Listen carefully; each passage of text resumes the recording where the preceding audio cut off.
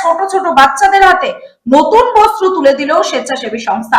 হারোয়া থানার কুটখালি গ্রামের আদিবাসী পাড়ায় শিশু সহ শতাধিক মানুষের হাতে নতুন বস্ত্র তুলে দিলেন স্বেচ্ছাসেবী সংগঠনের সদস্যরা।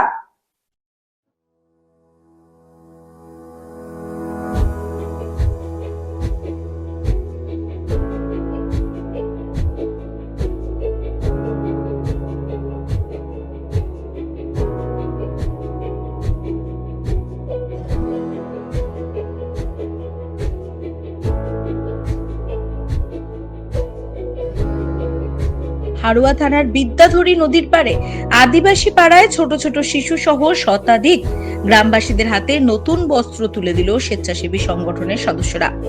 দুর্গাপুজোর আগে নতুন উপহার দেখে মেতে ওঠে 8 থেকে 80 সকলেই। আর মাত্র কয়েকদিন শুরু হবে বাঙালির শ্রেষ্ঠ উৎসব। যেসব গ্রামবাসীরা অর্থের অভাবে নতুন বস্ত্র কিনতে পারে না, তাদের জন্য এই উপহার অনেকটাই আনন্দ উন্মাদনার সৃষ্টি করেছে।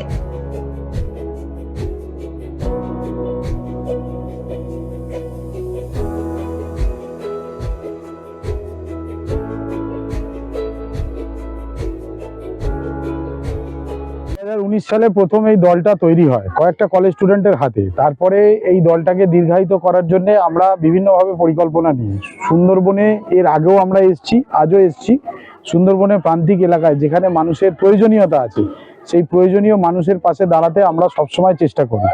তো প্রতি বছর আমাদের একটি জামা কাপড় দেওয়ার অনুষ্ঠান করা হয়। তো এবছরও সেটা করা হয়েছে এবং সুন্দরবনের এই প্রান্তিক এলাকায় কুটখালি অঞ্চলে আমরা এখানে এসেছি। আদিবাসী অঞ্চল এটা, যেখানে মূলত মহিলাদের এবং বাচ্চাদের দুর্গাপুজোর আনন্দ ভাগ করে নেওয়ার জন্য তাদের হাতে নতুন জামা কাপড় এবং সাময়িক শুকনো খাবার এগুলো পৌঁছানোর পরিকল্পনা নিয়ে আমরা এসেছি। পেছনে আমাদের কাজ চলছে, আমরা কাজ করছি। আগামী দিনেও এইভাবেই আমরা সুন্দরবনের প্রান্তিক এলাকায় সমস্ত মানুষের পাশে থাকতে চাই। আজকে কতজন মানুষকে সাহায্য করবেন? আজকে আমরা 70 জন বাচ্চার হাতে নতুন জামা কাপড় এবং 30 জন মহিলার হাতে নতুন শাড়ি এবং 50 জন গৃহবধূর হাতে সামাজিক সচেতনতা বৃদ্ধির জন্য স্যানিটারি ন্যাপকিন প্যাড তুলে দিচ্ছি। এছাড়াও বাচ্চাদের জন্য কিছু শুকনো খাবার, মুড়ি, কেক, বিস্কুট এগুলো প্রত্যেকটা বাচ্চার হাতে তুলে দিচ্ছি। আগামী দিনেও আমাদের পরিকল্পনা আছে। আমরা সারা বছরই কাজ করি, আমরা জঙ্গলমহল কাজ করি, সুন্দরবন কাজ করি, পশ্চিমবঙ্গের বিভিন্ন প্রান্তিক এলাকায় কাজ করি। আগামী দিনেও আমাদের পরিকল্পনা আছে সুন্দরবনে আরো প্রান্তিক এলাকায় গিয়ে আমরা এই ধরনের কাজ করব। কিছু সাহায্যের মধ্যে রয়েছে 50 জন গৃহবধূ এবং মহিলাদের আমরা স্যানিটারি ন্যাপকিন দিয়ে সাহায্য করার চেষ্টা করেছি। কারণ নানা রকম সমীক্ষা সার্ভে করে আমরা দেখেছি যে প্রত্যন্ত গ্রামের মানুষজন এই বিষয়টিতে এখনো পর্যন্ত সচেতন নয়। তাদের মধ্যে এই সচেতনতা বাড়ানোর জন্য আমরা এই উদ্যোগটা নিয়েছি।